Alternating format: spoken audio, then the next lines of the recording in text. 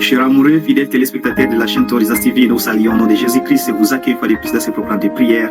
Mille merci à vous tous qui êtes en train de vous joindre à nous dans ce programme, dans ce moment spécial de prière pour nos familles. Que Dieu vous bénisse partout là que vous êtes.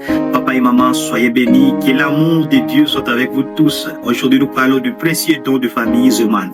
Le précieux don de famille humaine, tel est notre sujet du jour. Nous allons voir l'importance de l'amour. Le don du jour, c'est d'apprendre et partager et faire grandir l'amour chaque jour dans notre famille. Il faut que l'amour grandisse chaque jour dans notre famille.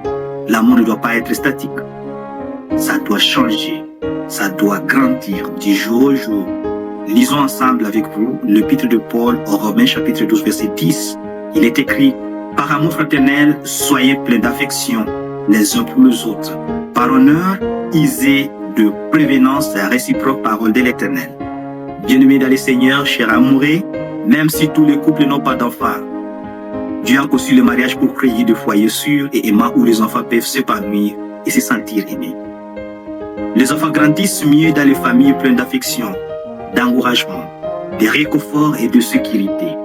Lorsque le bébé, ou bien lorsqu'un bébé ou un petit enfant reçoit un amour constant, la psychologie nous montre qu'il développe une bonne estime de soi et un cerveau prêt pour l'empathie et la compassion. Je ne sais pas de la manière dont vous vivez avec vos enfants à la maison, mais ce qui est vrai que nous devons revoir notre façon de vivre avec nos enfants. Il faut qu'ils puissent sentir l'amour, car l'amour que nous leur offrons a de l'influence sur leur cerveau, sur leur estime de soi, sur leur façon de vivre. Mais les enfants exposés à la négligence, à la maltraitance ou laissés à pleurer sans réconfort peuvent souffrir longtemps. Ils peuvent développer des traumatismes, des blessures de l'âme. Les traumatismes précoces limitent le développement des connexions cérébrales importantes pour l'équilibre émotionnel et l'amour des autres. C'est pour cela que vous verrez certaines personnes qui n'aiment pas les autres, non pas parce qu'ils ne veulent pas les aimer, mais tout simplement parce qu'ils n'ont pas aussi subi cet amour. Ces enfants ont souvent des difficultés relationnelles, un manque de confiance et des problèmes de santé physique et mentale, plus tard même aussi beaucoup plus de problèmes avec leur entourage. Le plan de Dieu est que le mariage et la famille soient chaque jour un lieu d'amour. Papa doit aimer maman, maman, papa et les enfants. L'amour doit régner dans nos foyers.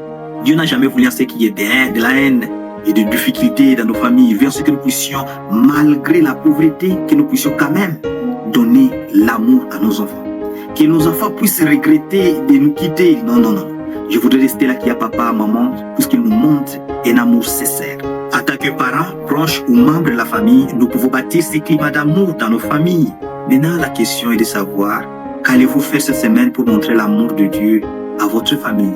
Papa, qu'est-ce que tu vas faire pour montrer ton amour à ta femme? Maman, à votre époux, à vos enfants et enfin aux parents et partout là que vous êtes? Tenez une chose, Dieu nous appelle tous à aimer avec des mots doux et des gestes attentionnés. Commencez à montrer notre amour par notre façon de parler et par des gestes attentionnés. Par des mots doux, des listes, des décorations et des versets bibliques, nous célébrons l'amour au quotidien. Je vous invite à prier. Merci Seigneur de nous montrer comment aimer avec bonté. Pardonne-nous pour toutes les fois où nous n'avons pas montré notre amour à nos conjoints, à nos partenaires, à nos enfants aussi. Donne-nous la force de faire de nos foyers de bons endroits là que l'amour va régner. En Jésus-Christ, Amen.